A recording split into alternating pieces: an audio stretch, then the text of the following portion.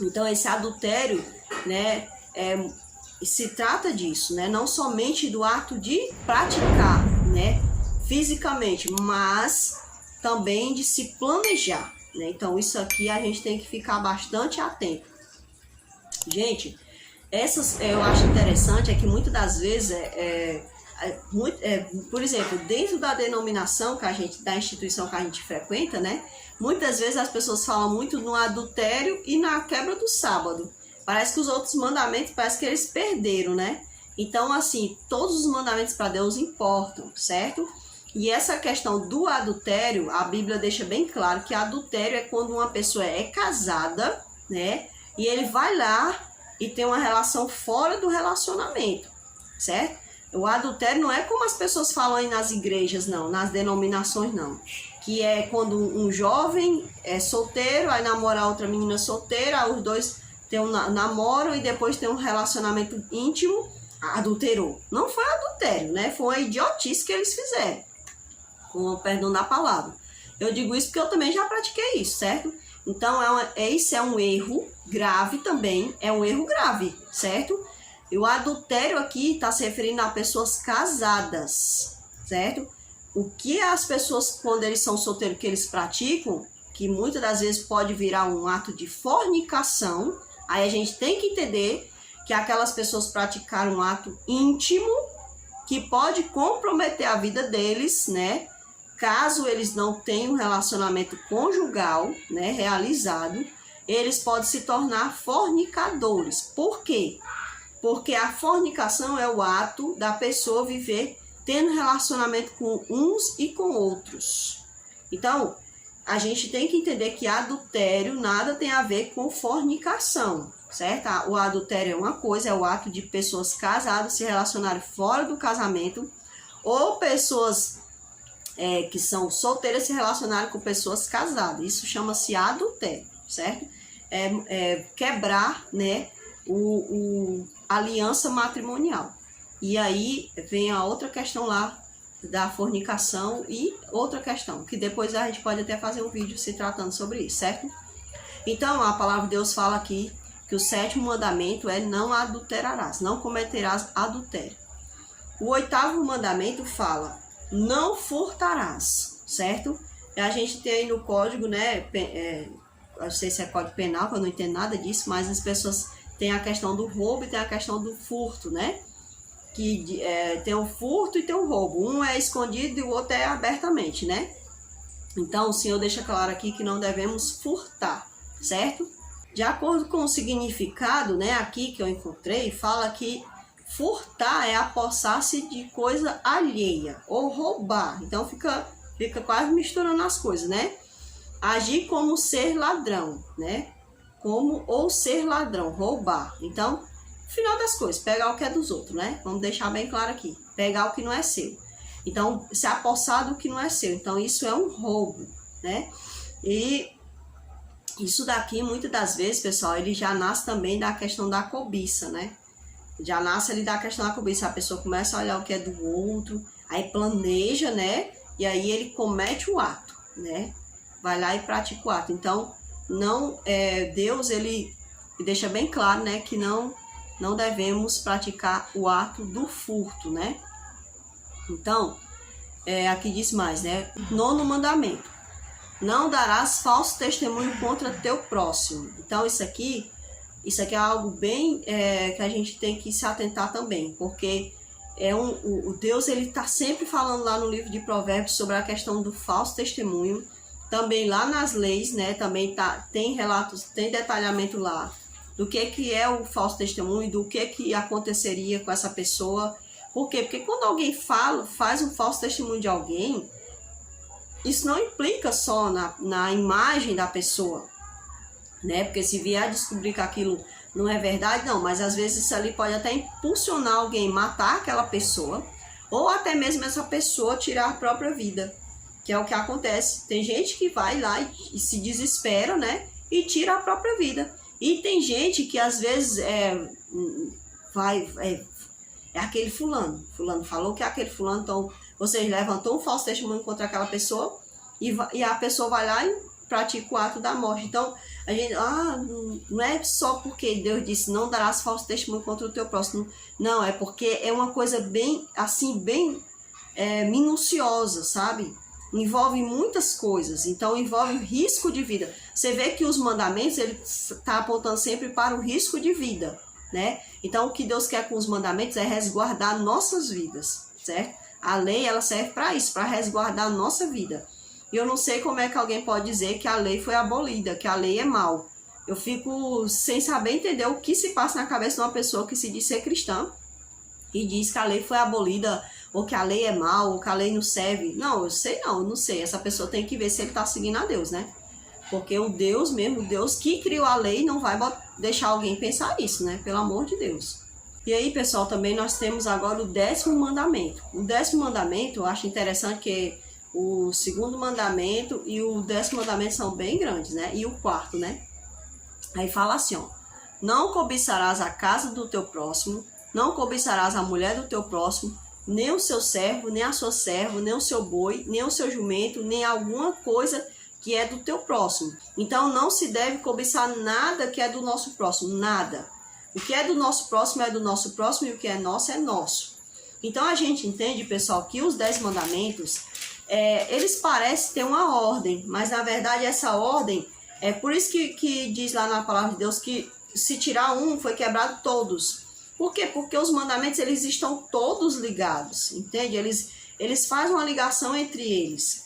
Então, quando eu olho aqui para essa base, o 10º mandamento, não cobiçarás, eu percebo aqui que foi aonde Satanás, ele olha para Deus, ele vê como os anjos veneram a Deus, ele começa a cobiçar agora as coisas de Deus, e aí ele começa a derrubar e agora ele deseja, né, ter outro Deus diante dele, que é ele mesmo, né, ele se endeusa, né, e ele agora levanta o falso testemunho contra o seu próprio Criador. Então a gente percebe, pessoal, que os mandamentos, eles são todos muito importantes, certo? Por isso que a Bíblia diz que não pode ser só um mandamento, ele tem que ser aqueles que Deus falou, certo? Todos eles são importantes. E aí, pessoal, é por isso que Satanás, ele sempre tentou contra a lei de Deus. Por quê? Porque ele sabe que essa lei é a base para vivermos bem com Deus e é a base para vivermos bem uns com os outros. E é por isso que Satanás, ele quer agora ele intenta constantemente derrubar essa lei. E aí um dia, ele coloca no coração de homens lá no passado, né? Depois que a igreja primitiva se corrompe, ele coloca no coração desses homens de modificar ali aquela lei. E aqueles homens corrompidos, né, aquela igreja corrompida, primitiva corrompida, juntamente com a igreja paganizada romana, ele agora se junta, né, com o poder romano se junta, e agora eles começam a modificar essa lei. Essa lei hoje, pessoal, modificada, ela é seguida pelos católicos apostólicos romanos e pela maioria dos evangélicos, embora eles digam, né, que eles são diferentes da igreja católica apostólica romana, que a igreja é idólatra, que a igreja é isso, a igreja é aquilo, mas na verdade eles seguem os mesmos mandamentos que ela, mas eles não percebem. Eu não sei se eles estão com os olhos vendados, se é por orgulho, eu não sei. Só sei que eles seguem aí esses mandamentos que ela adulterou, né? Que ela fez, porque ela não somente adulterou, mas ela fez mandamentos. Então vamos ver agora como ficou os mandamentos de acordo com a Igreja Católica Apostólica Romana, os mandamentos adulterados e modificados, certo? Adulterados e acrescentados, na verdade, né? Porque ela tirou e acrescentou, certo? Vamos ver aqui como é que ficou de acordo com o catecismo romano, da Igreja Católica Apostólica Romana. Se eu conseguir enxergar, vai dar certo. Então diz assim, ó, espera só um instantezinho. Achei um meio, né, de eu ver aqui bem melhor, né, porque no papelzinho aqui tá muito pequeno. Então vamos lá. Primeiro mandamento que eles colocaram, né, adorar somente a Deus e amá-lo sobre todas as coisas, né? Então a gente vê aí que eles colocam isso daqui, que já modifica ali os mandamentos que a gente viu, né? Lá em Êxodo 20, do verso 1 em diante, do 1 ao 17. E o segundo mandamento, não invocar o santo nome de Deus em vão. Então, né, aquele negócio, né? Parece assim que o mandamento tá, então a gente já vê que está modificado, pessoal. Eles já modificaram aqui o primeiro, modificaram o segundo, né? E aí eles tiraram o mandamento da idolatria e colocaram ali, não invocar o santo nome de Deus em vão. Ou seja, eles colocaram o terceiro mandamento, né? Lá no lugar do segundo, colocaram o terceiro mandamento no lugar do segundo mandamento e retiraram fora o mandamento que falava sobre a idolatria, né? Por que será que ela fez isso? Porque é uma igreja idólatra.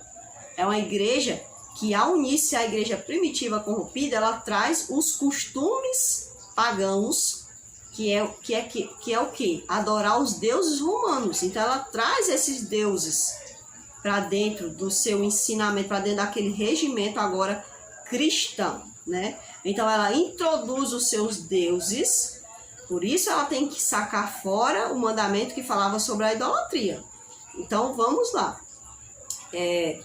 O terceiro mandamento é guardar domingos e festas de guarda, né? Ou seja, aqui vai totalmente a favor das tradições romanas. Guardar o domingo. Por que o domingo? Porque o domingo é o dia que os romanos adoravam o Deus Sol. Não adoram mais? Claro que adoram, gente. Claro que adora. Você acha que não existe pagãos? Que não existe pessoas que realmente se voltam para o Deus Sol? Claro que existe.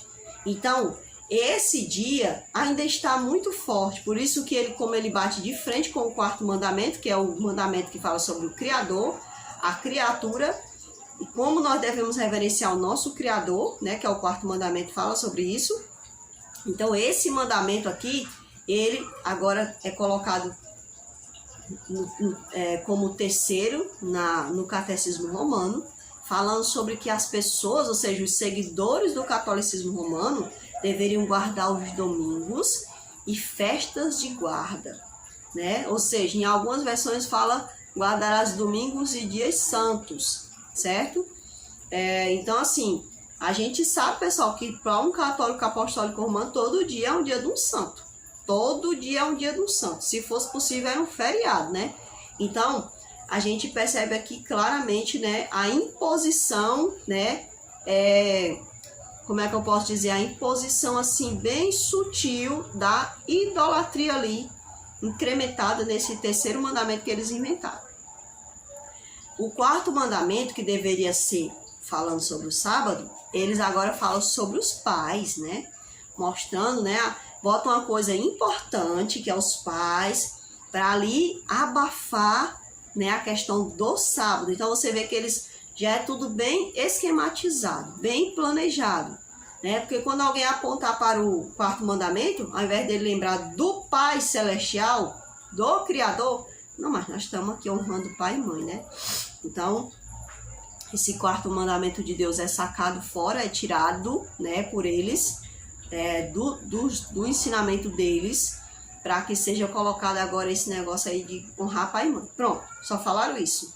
Não fala outras coisas mais, né? E aí fala, né, em outros legítimos superiores, mas isso aí acho que foi acrescentado recentemente, né? O quinto mandamento fala não matar, né? Que na verdade o quinto mandamento da lei de Deus é honrar pai e mãe. Aqui o quinto mandamento é não matar, nem causar outro dano no corpo ou na alma, a si mesmo ou ao próximo. Então, os mandamentos eles estão totalmente desestruturados, como também modificados, certo? O sexto mandamento fala sobre guardar a castidade, né? Então, esse mandamento, ele não existe na lei de Deus. Isso não existe, certo? E aí, para os romanos, o que era guardar a castidade, né? Para esses católicos apostólicos romanos, lá da época que eles foi modificado esses mandamentos. A castidade se trata da pureza espiritual em relação ao sexo, significando assim a abstenção de conduta sexual desviante, conforme definido pelos padrões morais e diretrizes de uma cultura. civilização ou relação, ou região. O termo pode ser associado com a abstinência sexual, e aí ele continua falando mais, né? Então, esse mandamento não existe na lei de Deus, né? O mandamento que Deus fala lá em referência acho, nem sei se pode falar isso, né? Parece que não pode falar essa palavra, né? A palavra SEXO, né? Então, a relacionamento íntimo de homem com mulher, né, era referente a adultério, né? Então, assim, essa guarda da castidade foi uma coisa inventada por eles, né? Como muitas outras coisas que estão dentro desses mandamentos. O sétimo mandamento deles é não furtar, né? E aí diz assim, eles complementam dizendo, nem justamente reter ou danificar os bens do próximo. O oitavo mandamento é não levantar falsos testemunhos, né? Aqui ele está falando sobre isso, né? Mas na verdade não levantarás falsos testemunhos contra o teu próximo era o nono mandamento na lei do Êxodo, né? Do capítulo 20. E aí o nono mandamento, que eles fizeram aqui ficou um buraco, né? Quando eles fizeram essas modificações, todos esses malabarismos. Então eles pegaram o nono mandamento, eles colocam assim, ó, guardar castidade nos pensamentos e nos desejos. Mas eu tô achando estranho, porque antigamente, deixa eu ver aqui, é mesmo. Então aqui fala, né, que nós devemos guardar castidade nos pensamentos e nos desejos. Então volta novamente essa questão da castidade. Eu acho interessante, né, pessoal, que é tão falado nesse mandamento sobre a pureza, sobre essa pureza, né, da questão do corpo, mas o que a gente vê muito ali nos ensinamentos romanos era essa a promiscuidade, né? E quando isso entra dentro da igreja, quando há a união da igreja com o paganismo romano, isso não muda não, viu, pessoal? Porque se vocês forem ver a história dos Borgias, acho que é Borgias, gente, aquilo ali é horrível, a história daquele povo, né? Ele foi ser papa, né? E dormia com a filha dormia com os irmãos, e era uma coisa nojenta só. Então, eles falam tanto daquilo, mas que na verdade, se você for olhar, havia muita promiscuidade ali escondida no meio de alguns religiosos, né? Claro que a promiscuidade não está também longe de alguns pastores, claro que não. Mas eu estou falando que colocava tanto essa questão da pureza, né? Mas que era uma coisa muito quebrada, até mesmo por eles, né? E aí o 10º mandamento, não cobiçar as coisas alheias. E resumiu-se assim, e assim ficou, né? Então, o que a gente percebe é que houve essa quebra, né? Essa modificação das coisas de Deus, né? Da lei de Deus.